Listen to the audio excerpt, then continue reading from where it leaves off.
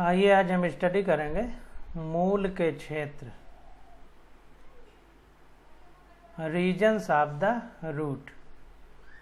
Root को कितने भागों में बांटा गया है, कौन कौन से उसमें क्षेत्र पाए जाएंगे, ये स्टडी करेंगे। तो देखिए कह रहा है कि मूल का शीर्ष अंगुलित जैसे मूल गोप से ढका रहता है। चित्र 5.3।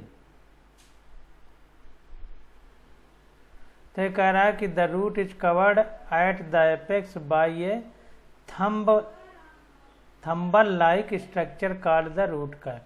कुल मिलाकर के ये जो दिख रहा है रूट कैप, जैसे हम लोग अपने सर पे टोपी लगाते हैं, उसी तरह ये टोपी जैसी संरचना लगी रहती है मूल के जड़ के अगले वाले भाग में, जिसको रूट कैप कहते हैं। इसी से जो है अगला वाला भाग ढका रहता है।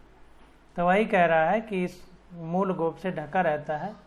यह कोमल शीर्ष की तब रक्षा करता है जब मूल मिट्टी में अपना रास्ता बना रही होती है।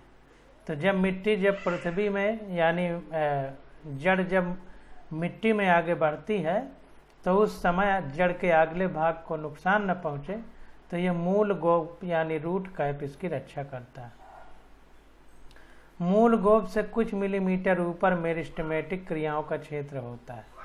तो ध्यान दीजिए कि जो मूल गोप यानी रूट कैप होता है, उसके कुछ ऊपर मेरिस्टेमेटिक क्रियाओं का एक क्षेत्र होता है। वो कुछ मिलीमीटर होता है, कुछ मिलीमीटर दे के लिखा है, जहाँ पर मेरिस्टम सेल पाई जाती हैं और वहाँ पर उनका वर्क होता है।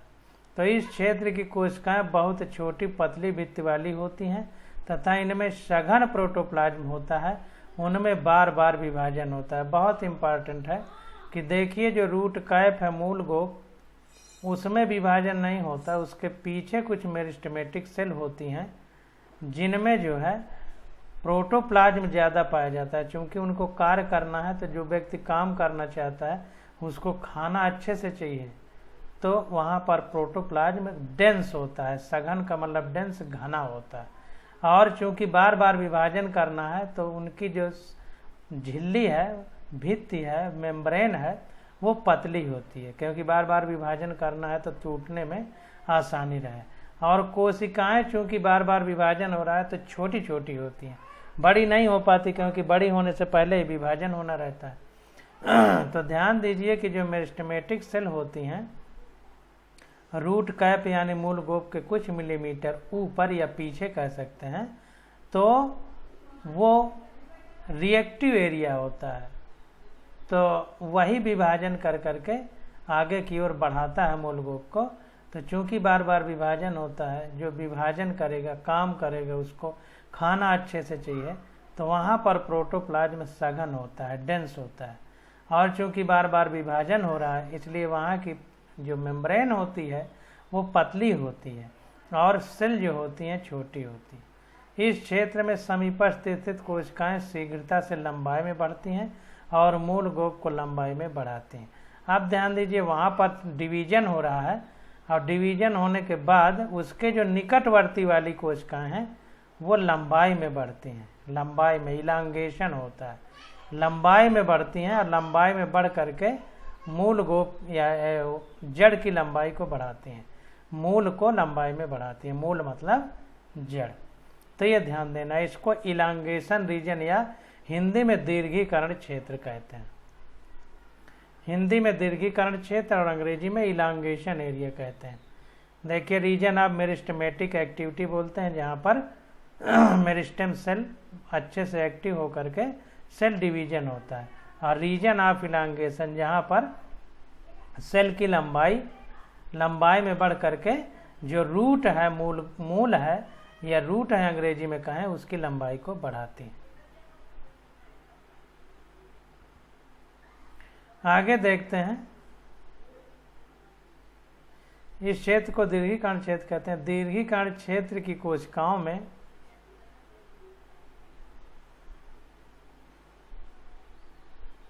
विविधता तथा परिपक्वता आती है।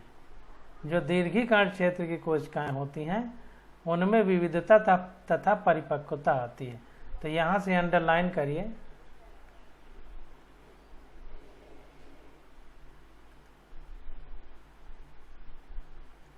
यहाँ से पूरा अंडरलाइन कर लीजिए कि दीर्घीकरण क्षेत्र की कोशिकाओं में, मतलब जहाँ पर इलांगेशन हो रहा है उन कोशिकाओं में, उस क्षेत्र की कोशिकाओं में परिपक्वता एवं विविधता आती है। मतलब मैचुरेशन होता है और डिफरेंशिएशन होता है, परिपक्वता एवं विविधता आती है।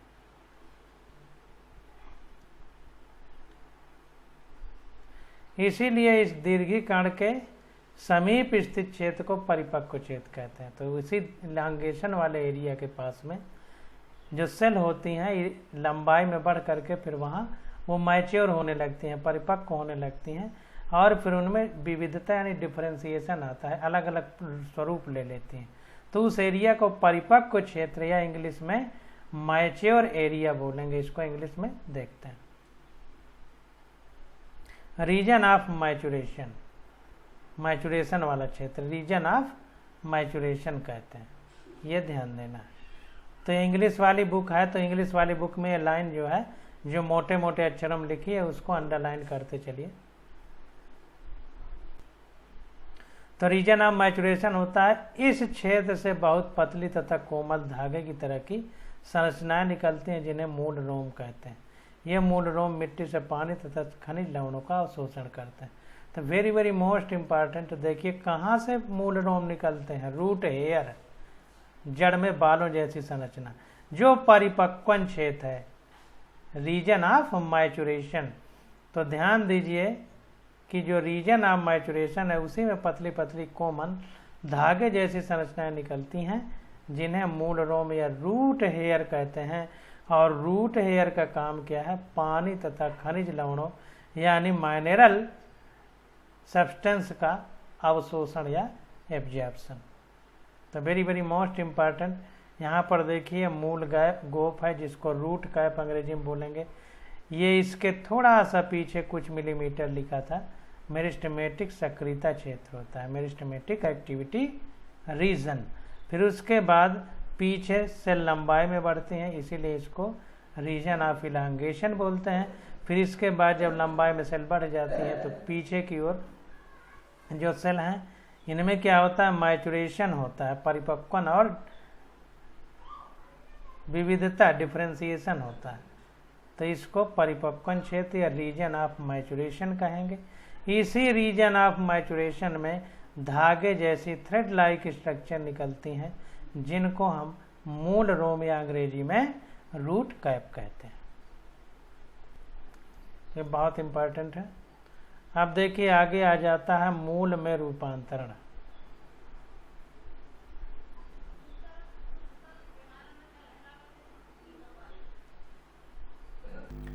तो आइए अब हम लोग आगे देखते हैं मूल के रूपांतरण। अंग्रेजी में इसको बोलेंगे मॉडिफिकेशन ऑफ रूट। तो देखते हैं इसको।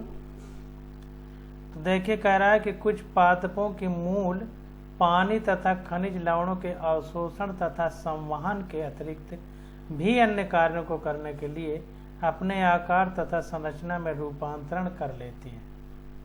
तो बहुत सारी ऐसी रूट होती हैं जो सिर्फ वाटर और मिनरल्स का एब्जॉर्प्शन ही नहीं करती तथा उनका संवहन ही नहीं करती, यानी एक स्थान से दूसरे स्थान ही नहीं ले जाती, बल्कि अन्य कारणों के लिए अपनी संरचना में रूपांतरण कर लेती है। संवहन का मतलब सर्कुलेशन, एक तरह से एक स्थान से दूसरे स्थान तक ले जाना। Conduction of water and minerals, संवहन का मतलब कंडक्शन, मतलब एक स्थान से दूसरे स्थान ले जाना। तो कह रहा है कि वे भोजन संचय करने के लिए, सहारे के लिए, श्वसन के लिए अपने आप को रूपांतरित कर लेते हैं। चित्र 5.4 तथा 5.5 में दिखाया गया है। तो कुछ भोजन संचय के लिए अपने को बदल लेती हैं, कुछ सहारा देने के लिए, कुछ श्वसन यानी सांस लेने के लिए अपने आप को बदलती हैं। चित्र 5.4 तथा 5.5 में दिखाया गया है। जैसे बता रहा है कि गाजर तथा सलजम की मूसला मूल यानी टैप रूट तथा शकरकंद की अपस्थानिक यानी एडवेंटिशियस मूल भोजन को संग्रहित करने के लिए के कारण फूल जाती है। तो ध्यान दीजिए, वेरी वेरी मोस्ट इम्पॉर्टेंट, कि गाजर और शलजम जो होता है, शकरकंद जो होती है, इनमें जो है क्या होता है, तो गाजर होती है इसकी मूसला जड़ होती है, सबसे मेन वाली रूट, और शलजम जो होती है ये इसकी छोटी छोटी जो जड़ें हैं, एडवेंटिशियस रूट जिनको बोलते थे, वो फूल जाती हैं। और जो शकरकंद है, गाजर तथा शलजम में टैप रूट मूसला जड़ फूलती है, और शकरकंद में अपस्थानिक या एडवेंटिशियस रूट फूलती है। इसको ध्यान दीजिए कि गाजर और शलजम पूछ लेता है क्या है, तो टैप रूट है, मूसला जड़, और शकरकंद हमारी क्या है, अपस्थानिक मूल यानी एडवेंटिशियस रूट है। अब कह रहा है क्या आप इसी प्रकार के कुछ उदाहरण दे सकते हैं? क्या आपको कभी देखकर यह आश्चर्य हुआ है कि बरगद से लटकती हुई संरचनाएं क्या उसे सहारा देती हैं? इन्हें प्रॉप रूट यानी सहारा देने वाली मूल कहते हैं। तो बरगद से जो जटाएं लटकती हैं इन्हीं को प्रॉप रूट कहते हैं, या हिंदी में इसी को सहारा देने वाली रूट कहते हैं।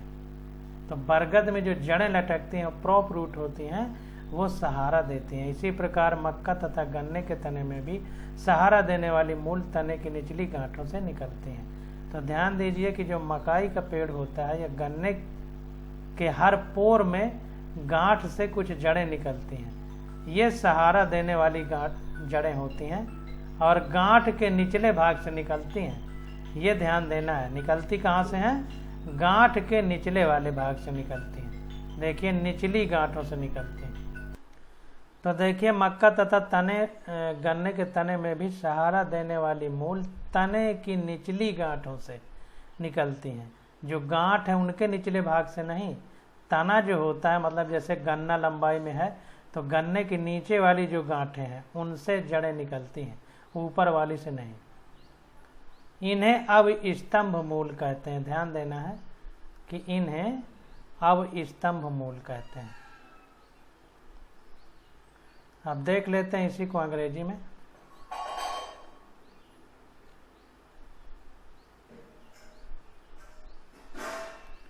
तो यहाँ पर देखिए लिखा हुआ है प्रॉप रूट, तो बनियान ट्री हो गया, बरगद वाला पेड़, और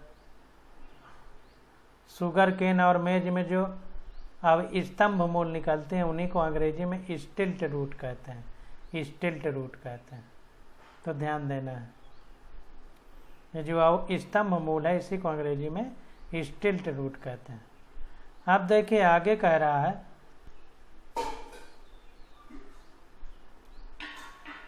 कि कुछ पौधों जैसे राइजोफोरा जो अनूप क्षेत्र में उगते हैं में बहुत सी मूल भूमि से ऊपर वायु में निकलते हैं। अनूप क्षेत्र मतलब दलदल वाले क्षेत्र में जो निकलते हैं।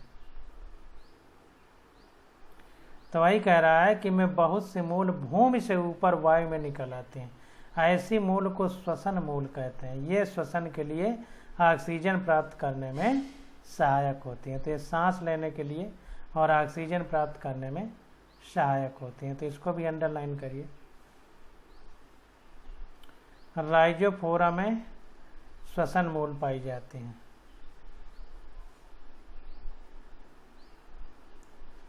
अनूप क्षेत्रों में उगते हैं, दलदली क्षेत्रों में। तो अंग्रेजी वाली बुक में थोड़ा देख लेते हैं। तो इसमें देखिए लिखा है Rhizophora growing in swampy area. Swampy area मतलब दलदली क्षेत्र में उगते हैं। दलदल भरा रहता है तो नीचे जो जड़ होती है उसको ऑक्सीजन नहीं मिल पाती, तो कुछ जड़ें बाहर निकल आती हैं सांस लेने के लिए। इनको श्वसन मूल इंग्लिश में, हिंदी में और इंग्लिश में न्यूमैटोफोर्स कहते हैं। ये ऑक्सीजन रेस्पिरेशन के लिए, सांस लेने के लिए ऑक्सीजन मिलने लगे इसमें सहायता करती। अब देखिए बरगद में, बनियान ट्री में जो प्रॉप रूट पाई जाती हैं वो दिखाया जा रहा है।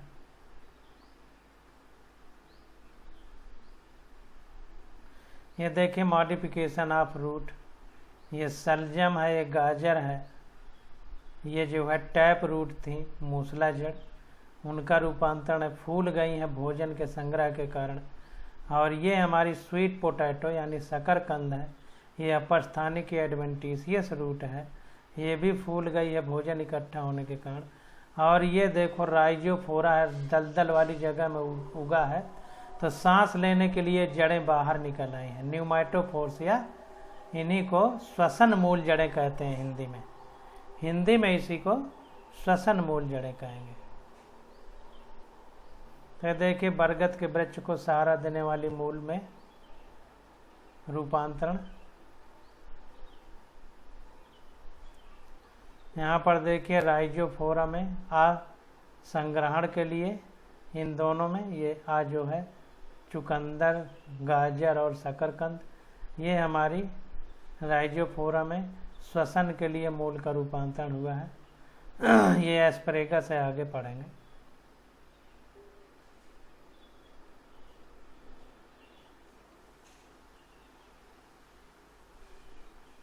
अब देखिए हमारे पास आ जाता है तना। तना यानी स्टेम, द स्टेम। तो इसको देखते हैं। तो देखिए कह रहा है ऐसे कौन से अभिलक्षण है जो तने तथा मूल में विभेद स्थापित करते हैं। तना अक्ष का ऊपरी भाग है जिस पर शाखाएं, पत्तियां, फूल तथा फल होते हैं। यह अंकुरित बीज के भ्रूण के प्रांकुर से विकसित होता है। तने पर गांठ तथा पोरियां होती हैं। ध्यान दीजिए, वेरी वेरी मोस्ट इम्पॉर्टेंट, कि तने का ऐसा कौन सा लक्षण है जिसके कारण हम इसे तना यानी स्टेम कह सकते हैं। तो इसका क्या लक्षण है कि तने में जो है गांठ पाई जाती हैं और इसमें पोरियां होती हैं, यानी नोड और इंटरनोड, और इसमें शाखाएं, पत्तियां, फूल तथा फल होते हैं। और सबसे जो महत्वपूर्ण विषय है वो ये है कि यह अंकुरित बीज के भ्रूण के यानी एम्ब्रियो के प्रांकुर से विकसित होता है। ध्यान दीजिए, प्रांकुर से। जो मूल होती थी वो रेडिकल से विकसित होती थी, और जो तना है स्टेम ये प्रांकुर यानी प्लूम्यूल से विकसित होता है। इसको अंग्रेजी में देखते हैं थोड़ा सा।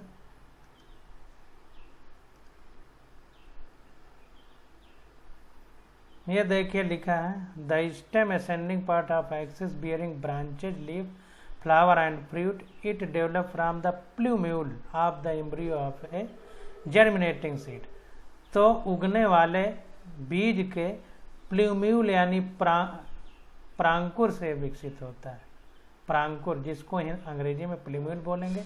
और रूट यानी जड़ हमारी मूलांकुर से विकसित होती है, जिसको अंग्रेजी में रेडिकल बोलते हैं। इसको याद रखने का तरीका, रेडिकल में आर आता है, रूट में भी आर आता है। तो आर रूट, आर रेडिकल से विकसित होगी, और प्लूम्यूल जो है इससे तना विकसित होगा। इसको प्रांकुर बोलते हैं। ध्यान दीजिए। और स्टेम में नोड तथा इंटरनोड होती हैं। नोड मतलब गांठ होती है, जैसे हमारे पास गन्ना हो तो गन्ने की जो गांठ है वो नोड है, और लंबाई वाला जो पोर है जिसको पोरियां कहते हैं वो इंटरनोड है। तो इस बात को ध्यान देना। तने के उस क्षेत्र को जहां पर पोरियां निकलती हैं गांठ कहते हैं, यानी नोड कहते हैं। ये गांठें अंतस्थ अथवा कक्षीय हो सकती हैं। जब तक शैशव अवस्था में होता है, जब तना शैशव अवस्था में होता है, तब वह प्रायः हरा होता है और बाद में काष्ठीय तथा गहरा भूरा हो जाता है। तो थोड़ा अंग्रेजी में देखते हैं। The region of the stem where leaves are born and called node, while internode are the portions between two node. तो जहाँ से हमारी पत्तियाँ निकलती हैं उसको नोड या गांठ कहते हैं, और जो लंबाई वाला पोर्शन होता है दो नोड यानी गांठों के बीच में, उसको इंटरनोड बोलते हैं। अब देखिए जो गांठें होती हैं, द स्टेम बियर्स बड, जो हमारा तना है उसमें कली पाई जाती है, और ये कली जो है विच में भी टर्मिनल और एक्जिलरी, ये अंतस्थ होती है या कक्षस्थ होती है। कक्षस्थ मतलब कि जैसे कक्षस्थ का मतलब जैसे तना है और ये एक तना डाल गई, एक डाल ये है, एक डाल ये, तो यहाँ से अगर निकले पत्ती, यहाँ से निकल आए अगर, तो इसको कक्षस्थ कहेंगे, एक्जिलरी। और अगर वैसे निकले तो टर्मिनल। तो अंतस्थ और कक्षस्थ दो भाग होते हैं कली में, अंतस्थ और कक्षस्थ दो भाग होते हैं, टर्मिनल और एक्जिलरी। एक्जिलरी मतलब कक्षस्थ और टर्मिनल मीन्स अंतस्थ।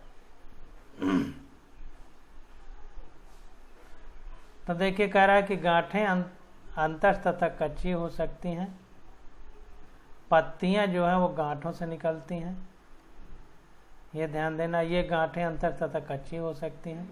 जब तना सहसा अवस्था में होता है तब वो प्राय हरा होता है और बाद में कष्टी तथा गहरा भूरा हो जाता है। सहसा मतलब शुरुआती अवस्था में। जो महत्वपूर्ण चीजें हैं उनको ध्यान देना है, बाकी कोई विशेष मतलब नहीं है। तने का प्रमुख कार्य शाखाओं को फैलाना, पत्ती, फूल तथा फल को संभाले रखना। यह पानी, खनिज लवण तथा प्रकाश संश्लेषी पदार्थों का संवहन करता है। तो जो स्टेम होता है पानी, खनिज लवण, मिनरल सब्सटेंस तथा फोटोसिंथेटिक पदार्थों का कंडक्शन या संवहन करता है, एक स्थान से दूसरे स्थान पर ले जाता है। कुछ तने भोजन संग्रह करने, सहारा तथा सुरक्षा देने और कायिक प्रवर्धन करने के लिए भी कार्य संपन्न करते हैं। तो बहुत सारे ऐसे तने होते हैं जो भोजन को इकट्ठा करते हैं, सहारा देते हैं, सुरक्षा देते हैं तथा वेजिटेटिव प्रोपगेशन यानी कायिक प्रवर्धन करने के लिए कार्य भी कार्य संपन्न करते हैं। तो इसी के आधार पर इनमें रूपांतरण होता है। तो अब आ जाते हैं तने का रूपांतरण यानी मॉडिफिकेशन ऑफ स्टेम। अंग्रेजी में बोलेंगे मॉडिफिकेशन ऑफ स्टेम। और मॉडिफिकेशन किस लेवल पे होता है? Storage of food, support, protection और वेजिटेटिव प्रोपागेशन के आधार पर। तो देखते हैं तने का रूपांतरण। तो देखिए कह रहा है तने सदैव आशा के अनुरूप प्ररूपी नहीं होते हैं। The stem may not always be typically like what they are expected to be. तो जैसा हम सोचते हैं उस हिसाब से ये टिपिकली यानी प्रारूपी नहीं होते। मतलब जैसा होना चाहिए, हम जैसा सोचते हैं वैसा नहीं होते। वे विभिन्न कार्यों को संपन्न करने के लिए अपने आप को रूपांतरित कर लेते हैं। चित्र 5.6 अभी देखेंगे। आलू, अदरक, हल्दी, जिमीकंद, अरबी के भूमिगत तने भोजन संचय के लिए रूपांतरित हो जाते हैं।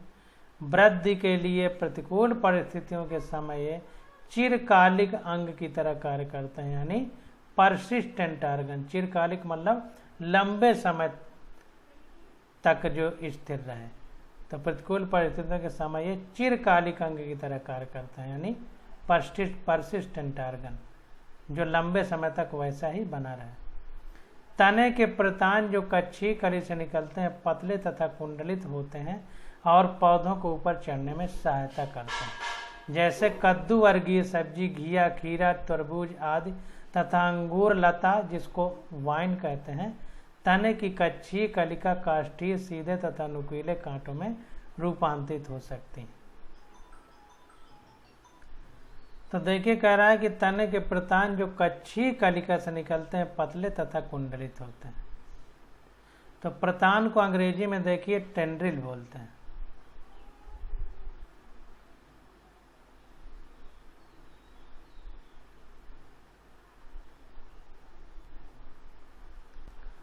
तो यहाँ पर देखिए टेंड्रिल है जिसको हिंदी में प्रतान बोलते हैं।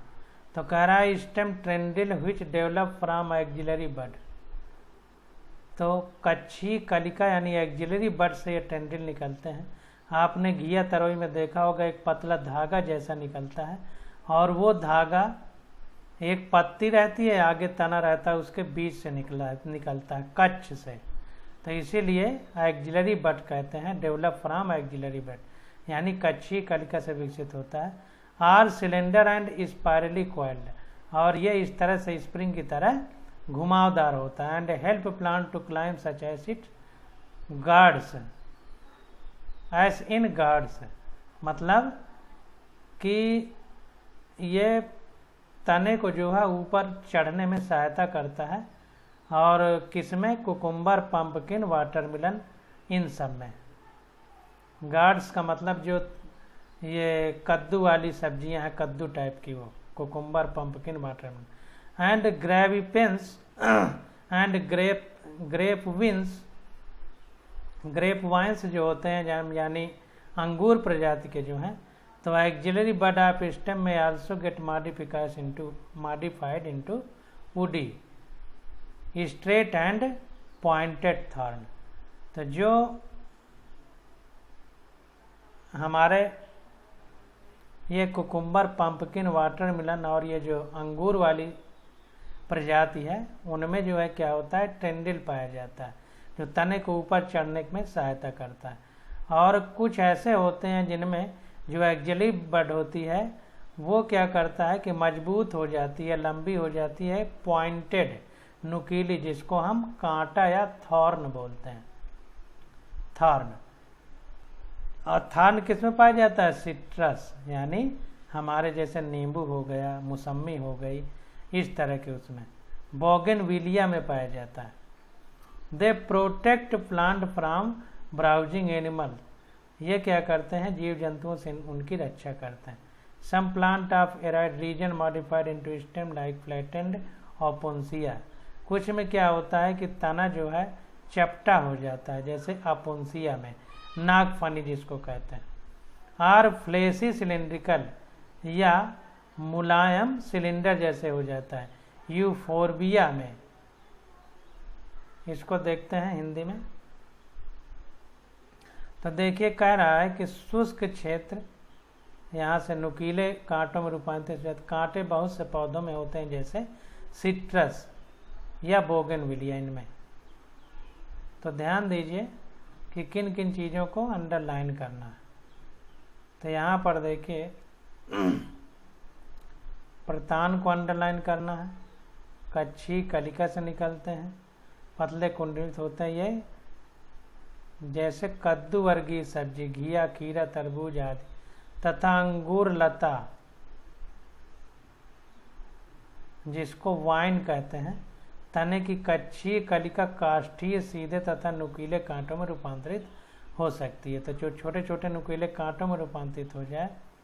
कांटे बहुत से पौधों में होते हैं और बहुत पौधों में होते हैं जैसे सिट्रस, बोगनविलिया, इनमें पाए जाते हैं। तो थॉर्न किस में पाया जाता है, पूछ सकता है, तो सिट्रस और बोगनविलिया में। ये पशुओं से पौधों को बचाते हैं। शुष्क पौधों, शुष्क क्षेत्रों के पौधे चपटे तने वाले होते हैं, जहाँ पर नमी नहीं होती है, ज़्यादातर सूखा मौसम रहता है। वहाँ पर क्या होता है कि जो तना है वो गूदेदार और सिलिंड्रिकाकार हो जाता है, चपटे तने हो जाते हैं। क्यों ऐसा होता है? ऐसा इसलिए होता है, गूदेदार हो जाते हैं ताकि अंदर सोखता, ताकि वो पानी को रोक सके, क्योंकि शुष्क रहता है, वहाँ पानी की कमी है, तो पानी वाष्प बन के उड़ न जाए पत्ती के छिद्रों से, तो इसलिए ये गूदेदार हो जाते हैं। ध्यान दीजिए। तो शुष्क क्षेत्रों में ऐसा होता है। क्यों शुष्क क्षेत्र में होता है हमने बता दिया। तो शुष्क क्षेत्र के पौधे चपटे तने, ओपेंसिया, कैक्टस तथा अथवा गूदेदार सिलिंडाकार जैसे यूफोरबिया एग्जाम्पल है, रचनाओं में रूपांतरित हो जाते हैं। इनमें तनों में क्लोरोफिल होता है और प्रकाश संश्लेषण करते हैं। तो पत्तियों की बजाय क्या होता है, इनके तनों में क्लोरोफिल पाया जाता है, पत्तियां कांटों में बदल जाती हैं और तने जो है मुलायम सोक्ताकार हो जाते हैं, फ्लेशी हो जाते हैं। तो तने में ही क्लोरोफिल पाया जाता है, तो तना ही प्रकाश संश्लेषण का काम करने लगता है। कुछ पौधों को भूमिगत तने जैसे घास, स्ट्रॉबेरी आदि नई कर्म स्थित निश में फैल जाते हैं, और जब पुराने पौधे मर जाते हैं तब नए पौधे बनते हैं।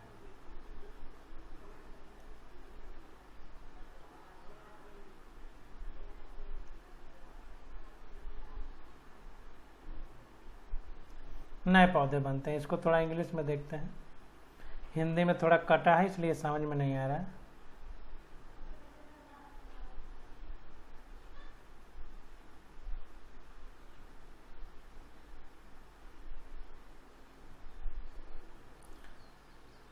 Underground stem of some plants such as grass and strawberry etc. spread to new niches and when older parts dies, new plant are formed.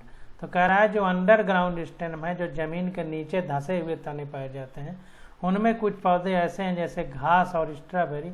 इनमें क्या होता है कि स्प्रेड हो जाती हैं न्यू निचेज के रूप में। यह निकेज एक शब्द है, इसका मतलब ये है कि नए नई एक तरह से जमीन के अंदर टहनियाँ विकसित हो जाती हैं, और जब पुराना पौधा खत्म हो जाता है, डाई हो जाता है, मर जाता है, तो यही निकेज नए पौधे को जन्म देती हैं। Dies, older part dies, new plant are formed. तो नए पौधे को जन्म देती हैं निकेज, ध्यान देना है।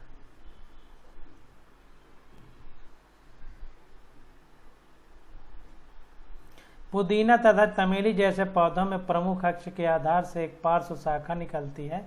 पार्श्व मतलब लेटरल, जो सीधा गई है उसके बगल की तरफ निकलती है, और कुछ समय तक वायवीय वृद्धि करने के बाद मुड़कर जमीन को छूते हैं। कुछ दूर आगे बढ़ते हैं, फिर मुड़ के जमीन को छूते हैं। कह रहा है पिस्टिया तथा आइकोनिया जैसे कलीय पौधों में, जिनमें कली पाई जाती है, एक पार्श्वीय शाखा निकलती है, यानी बगल से, लेटरल ब्रांच, मेन ब्रांच से बगल से निकलती है, जिसमें पोरियां छोटी होती हैं, यानी इंटरनोड स्मॉल होते हैं, और जिसके प्रत्येक गांठ पर पत्तियों का झुंड तथा फूल का गुच्छा तथा क्राइसेंथेमम यानी गुलदाउदी में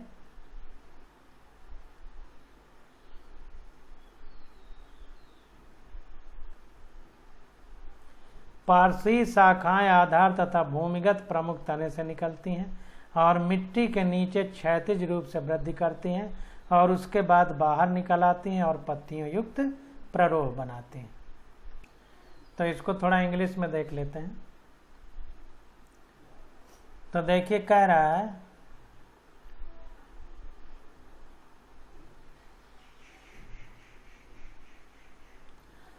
इन plant like mint and jasmine a slender lateral branch arises from the base of the main axis. कह रहा है मिंट और जास्मिन की अगर हम बात करें तो एक सिलेंडर के आकार की पार्श्वीय शाखा निकलती है। लेटरल का मतलब होता है, देखिए, मेन ब्रांच के बगल से, समझिए बात को, ये जैसे मेन ब्रांच है तो इसके बगल से ऐसे निकलेगी, तो ये लेटरल ब्रांच कहलाएगी, पार्श्वीय शाखा हिंदी में कहते हैं।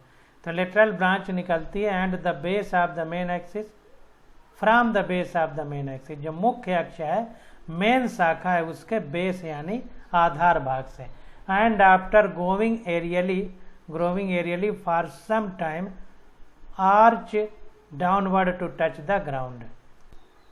कुछ दूर ऊपर की ओर वृद्धि करने के बाद जमीन से टच हो जाती है, जमीन की तरफ मुड़ने लगती है।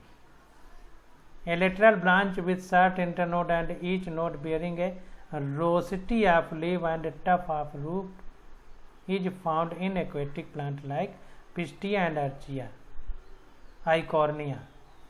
तो कह रहा है कि एक टफ ऑफ रूट्स यानी झुंड बहुत सारी रूट का, जड़ों का, और रोसिटी ऑफ लीफ, चक्राकार रूप में पत्तियां लगी रहेंगी, इस तरह विकसित होता है एक्वेटिक प्लांट यानी पानी में पाए जाने वाले पौधों में, जैसे पिस्टिया और आइकोर्निया।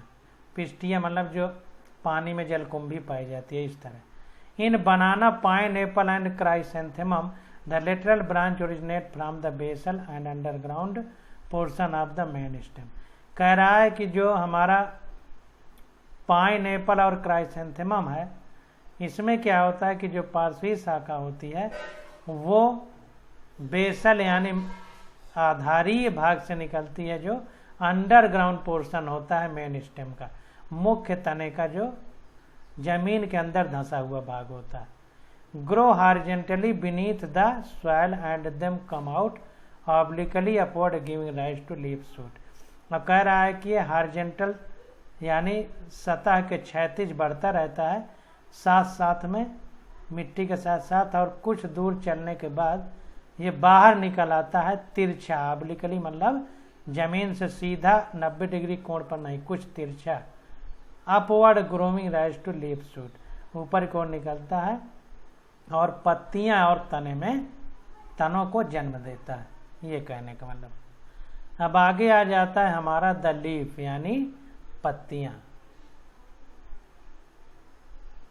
द लीफ, लीफ पढ़ने से पहले देखिए ये संग्रहण के लिए अदरक, अरबी और आलू, इनमें भोजन संग्रहण का काम होता है। सहारा, ये देखिए ट्रेंडिल, प्रतान जिनको कहते हैं, घिया लौकी के ये प्रतान हैं जो सहारा देने के लिए विकसित हुए हैं।